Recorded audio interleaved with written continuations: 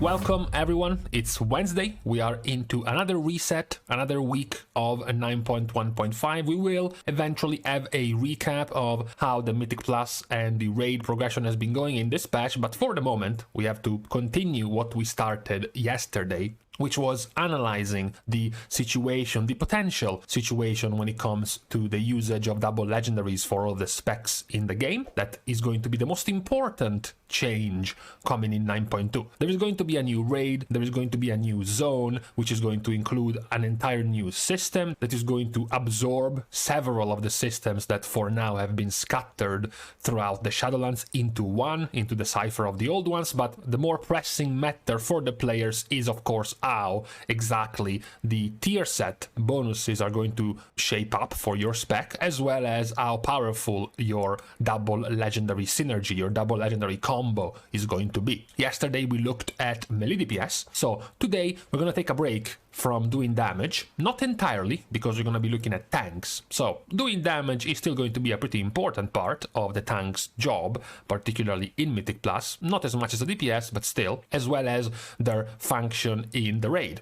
So when it comes to tanks, we have pointed this out before. We gave a thumbs up to Blizzard's balancing because tanks have been in the better state that we have gotten in the past recent years. At the very least, when you consider the balancing needed no longer just for raids but also for Mythic Plus, tanks have been doing quite well. There is plenty of different tanks clearing high content in Mythic Plus. You have Guardian Druids, you have Vengeance Demon Hunters, you also have Brewmaster Monks, as well as Protection Paladins, and even some Blood Death Knights. The only one that is slightly on the lower end in this fairy tale of tanks is Protection Warrior. So it's gonna be interesting to see now that we can look at the usage of their double legendary, perhaps even if they get some nice cool stuff from their tier set bonuses, if we're gonna get some sort of rebalancing, if there is some hope in the future for the less played tank specs, or if the already popular tank specs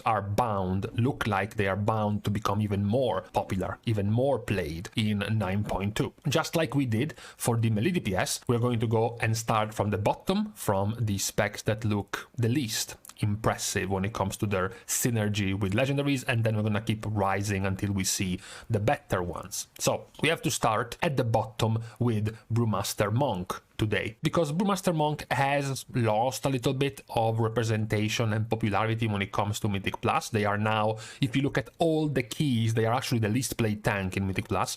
If you look at the high keys, they are sort of still in the bottom half. They are still fighting with Blood DK and with Protection Warrior to not be the least played. However, in raids, in raid encounters, they are amongst the top, together with Blood Death Knight, which is also next to them as one of the least played in Mythic Plus. They are actually the most played in raid encounters. So the reason why we put them at the bottom when it comes to their synergy, to their potential power when it comes to double legendary, is because their Covenant legendary isn't particularly exciting. Usually, as of right now, a Brewmaster Monk is going to split its decision between Stormstout Last Keg and Charred Passions. Basically, do you want to be a little bit more defensive? Do you also want to bother and worry about your brew charges with the Stormstout's legendary? Or do you want to go full Chad? Do you want to go full damage and take Charred Passions? The tier sets, as we pointed out before, when it comes to Brewmaster, are pretty disappointing. They are not really that exciting. They're not going to add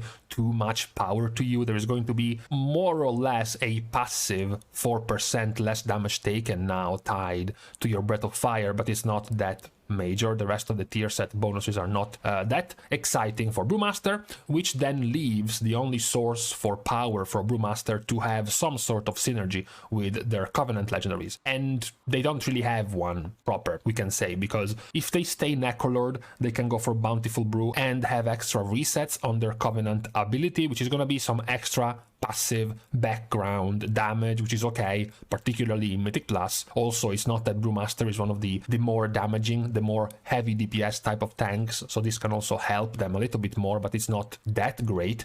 And then you have the Kyrian version. We talked about this for Windwalker. That was very good for Windwalker because that was going to give them a lot of burst damage in combination with their already used legendary. The problem for Brewmaster is that this Call to Arms legendary, summoning New Zao as an extra extra cooldown for a tank. It's not as powerful as being able to summon Zhuen for a Windwalker, so it doesn't quite have the same power level when it comes to Brewmaster compared to Windwalker, which is why it ends up here at the bottom. The synergy isn't quite there when it comes to double legendary, and then you go and look at the tier sets for any possible extra synergy, and it's not quite there either. So Brewmaster takes our bottom spot for tanks. What follows Brewmaster? We said it followed Brewmaster in Mythic Plus in being together in one of the least played specs, and then we said it followed Brewmaster in raids in being the other spec that is the most played, so it's only fair that they also follow them in this list. It's Blood Death Knight. Blood Death Knight has similar issues to what we pointed out for Unholy and for Frost in the melee DPS video, which is the fact that they really don't want to use a Covenant legendary. They would really rather use two of their standard legendaries together. So Blood is kind of in the same problem. They don't really have any interest. It's not that any of the Covenant legendaries is going to give them too much power. Yes, unlike the other two Death Knight specs, Blood can go Ventier in Mythic Plus. One of the problems of Blood in Mythic Plus is their lack of damage.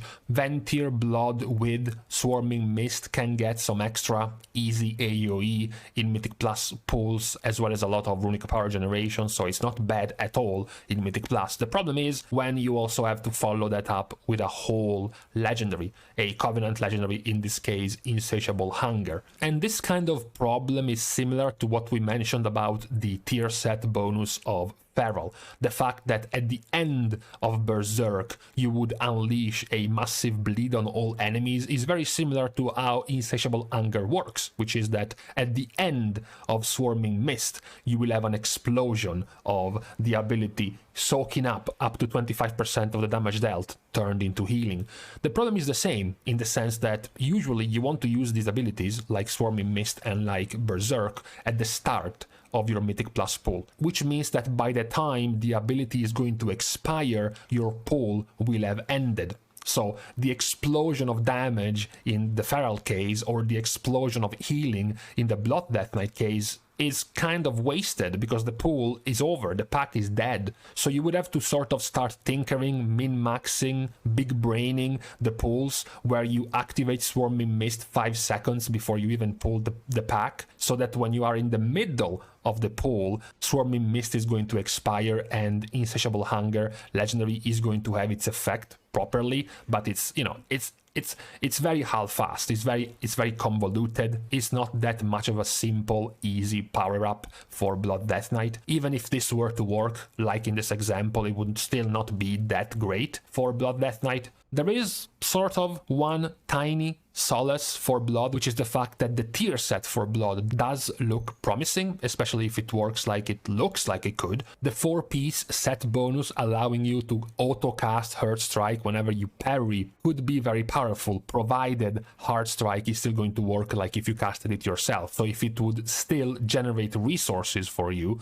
like it would normally, then it could actually be a pretty good power-up. Then again, it's not that your Covenant legendaries are going to have any synergy with any of these tier sets, with any of these powers, so again, that's why they are at the bottom next to Brewmaster. They don't really have much of any synergy with this tier set bonus. When it comes to legendary options for Covenants, you can get some of them from your normal, your standard legendaries, which is cool, but that's what we're talking about. We're talking about being able to use two legendaries together, being able to have them synergize off of each other. So if one is worth 5 and the other one is worth 5, if you put them together, they are not worth 10, they are worth 15, because they synergize off of each other, they work off of each other, so they end up being worth more. This is not the case for Blood Death Knight. Could this be the case for Vengeance, on the other hand?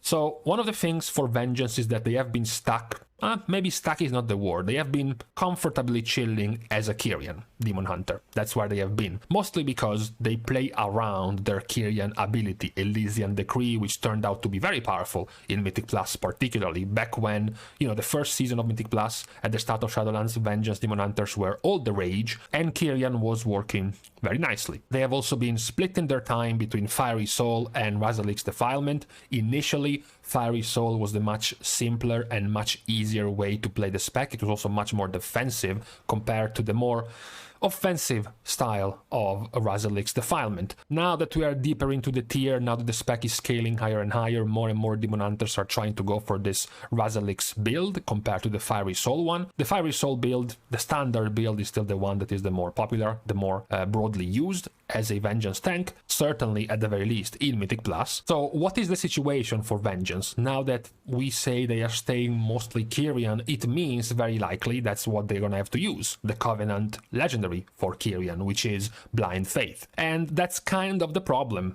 The problem is that this legendary is not very good. The problem is that, similar to other specs, Vengeance would really rather have two of their normal legendaries being used together. For example, if they could use Fiery Soul and Razalix Defilement together, they would be much more happy than having to be forced to use this Blind Faith legendary. It does add some extra power, of course, being able to shatter extra souls and then convert that into a percentage of versatility for a few seconds, for 20 seconds. It's still fine, it's still decent, but again, we are talking about synergy here, we're talking about legendary combos, and this Covenant legendary doesn't do enough for Vengeance Demon Hunter. You're not gonna be angry, you're not gonna be pissed that you get another extra legendary to be able to equip, you just wished it was a little bit stronger than what Vengeance Demon Hunters are going to get in 9.2. Now, we have gone through the first half of the tanks. We have 6 of them, we went through 3. Are we going to start getting into the top? Are we going to start seeing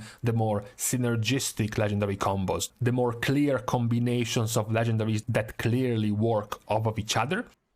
No, we're not, because the next one in line is Protection Warrior, which might as well be on the same lane as a Vengeance Demon Hunter because they have the similar problem. So Protection Warrior, much like Vengeance, can use a couple of different legendaries. They can use the newly made, the newly reworked Reprisal, which is a very good legendary for Protection Warrior. It's a very good multi-purpose use. It's used most of the time in Mythic Plus very often. Or they can use the Wall, which has a better purpose in raiding, because it allows you to reduce the cooldown of Shield Wall, which is a more hefty cooldown, often used for tricky, tanky situations in raid encounters, also where you don't need as much damage and utility like Reprisal can give you in Mythic Plus. So that would be the first problem. Protection Warrior can't use some of their synergistic legendaries together because they are forced to use a Covenant legendary. So for the moment, Protection Warrior would have to choose between Nature's Fury, which is the Night Fae legendary for Ancient Aftershock, or the usual one we have talked already for Arms and for Fury, which is Elysian Might.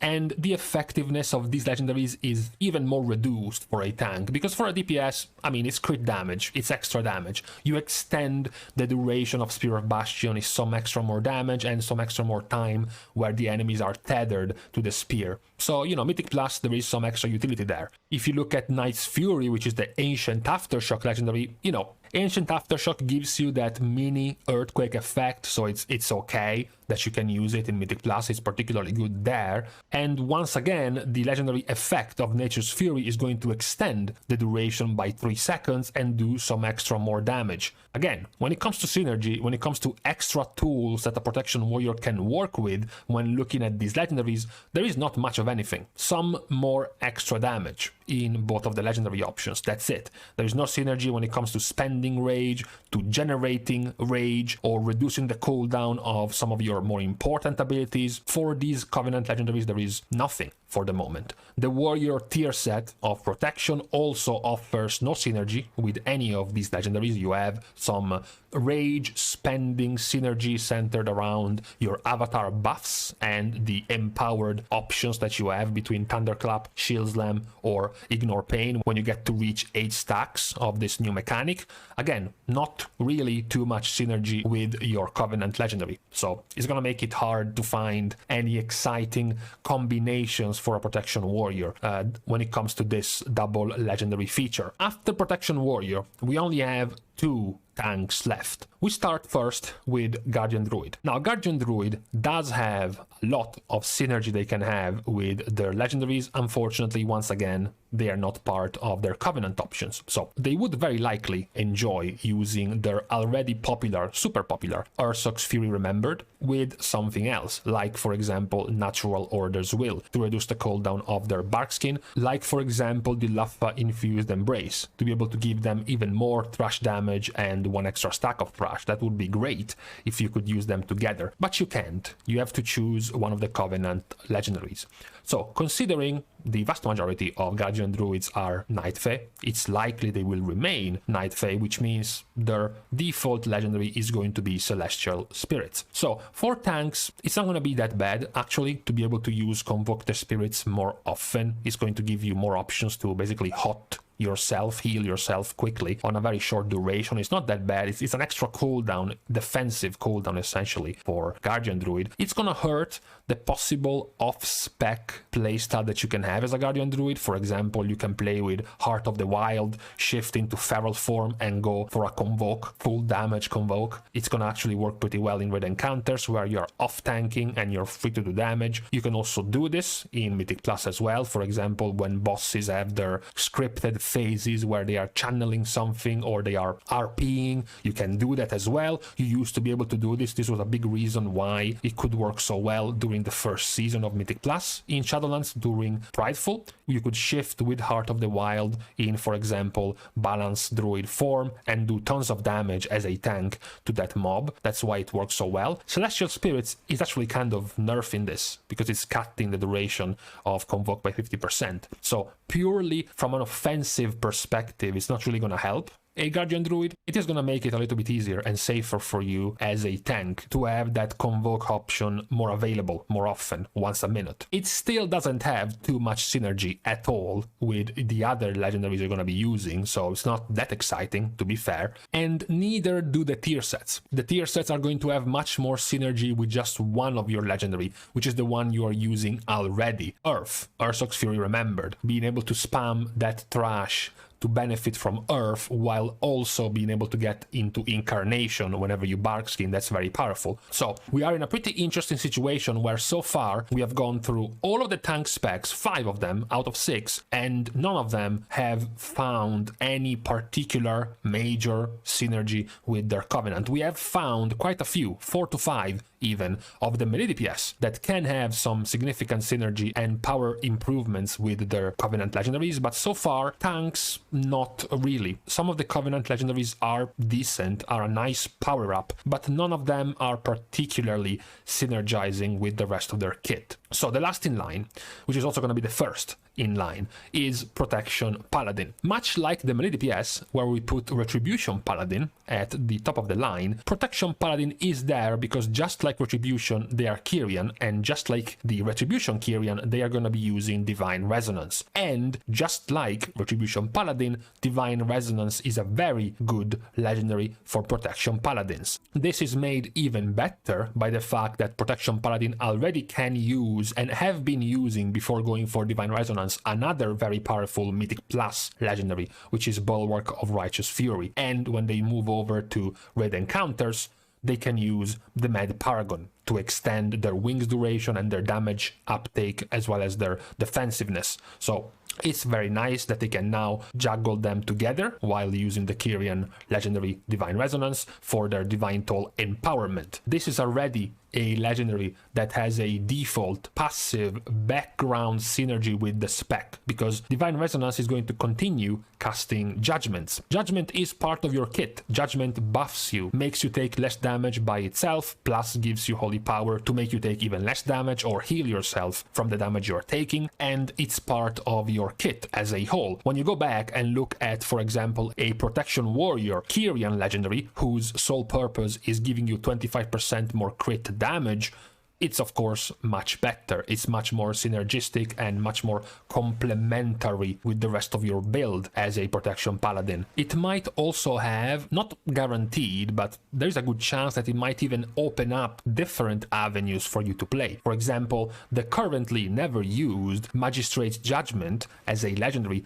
is certainly going to gain a lot more value, a lot more priority now that you can use this Kyrian legendary. Being able to spam free judgments is going to synergize very well with this legendary, which cuts the cost of your finishers. That might also come in play when you can use two legendaries at the same time. This is the type of good legendary for your Covenant you want to have as a spec. Something that not only works already nicely with the build, but that might even open up other opportunities and other avenues of playstyle for your spec. So just like melee, once again, for the tanks as well, Paladin is taking the cake this time. Both Ret and Prot are benefiting from this Kyrian legendary, which seems to be very powerful for the moment. It has been nerfed already like 3 times before it got to this point, and it is still turning out to be quite effective for both of these specs so far. Lastly, we have to point out that the tier set of Paladin is not really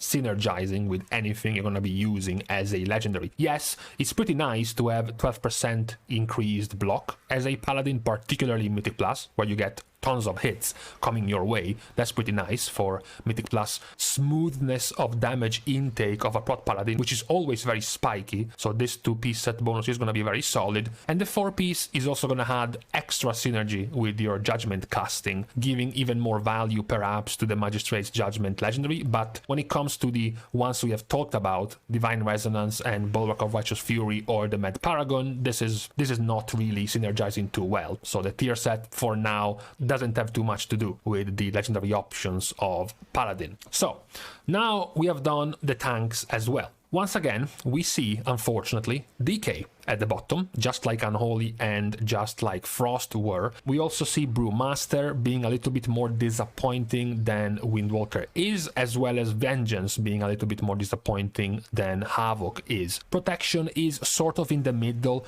just like Arms and Fury are for the melee DPS, and much like Feral and Retribution being towards the top thanks to their Divine Resonance for Kyrian and their Celestial Spirits for Nightfae, for Feral and Ret, Guardian and Protection are kind of in a similar situation. Although we have to point out, likely not as well. The Celestial Spirit is probably going to benefit Feral more than it is Guardian, as well as Divine Resonance benefiting Retribution Paladin more than it does Protection. But still, we are starting to see some trends being unearthed at the moment for the melee DPS and the tanks. So, what is left and what is going to come on Thursday or perhaps Friday is going to be either the healers or the range DPS. For the moment, we can stop here as usual. You can let me guys know what you think about this in the comments, whether or not you are already preparing some of these builds and you're excited to try out some of these combos, or maybe you have figured out some other exciting possible combinations for these specs. Don't forget, you should also, as is the law